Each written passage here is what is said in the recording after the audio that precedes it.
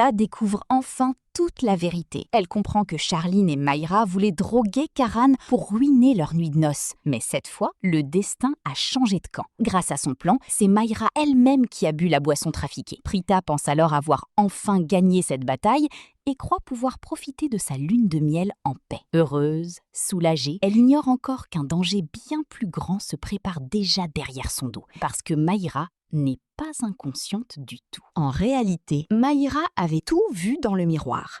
Elle a compris le piège au dernier moment et a échangé les verres avant qu'il ne soit trop tard. Plus déterminée que jamais, elle prépare maintenant une nouvelle attaque, encore plus dangereuse. Son objectif est clair, entrer dans la chambre de Karan avant Prita et faire croire à tout le monde qu'elle a passé la nuit avec lui. Pendant ce temps, Prita est attirée dans un piège et disparaît mystérieusement. Karan, lui, commence à s'inquiéter, sans imaginer que tout autour de lui n'est qu'une immense manipulation. Alors que Karan part à la recherche de Prita, il tombe sur Mayra, soi-disant agressée par plusieurs hommes. Fidèle à lui-même, il la sauve immédiatement et la ramène dans sa chambre pour soigner sa blessure. C'est exactement ce que Mayra voulait. Pendant que Karan s'occupe d'elle avec gentillesse, Prita est enfermée, attachée, complètement impuissante. Charline savoure déjà sa victoire et révèle même que Mayra est sur le point de prendre la place de Prita durant cette nuit de noces. Chaque minute qui passe rapproche le couple d'une catastrophe irréversible. Dans la chambre, Mayra pousse la manipulation encore plus loin. Elle porte désormais la robe de nuit de Prita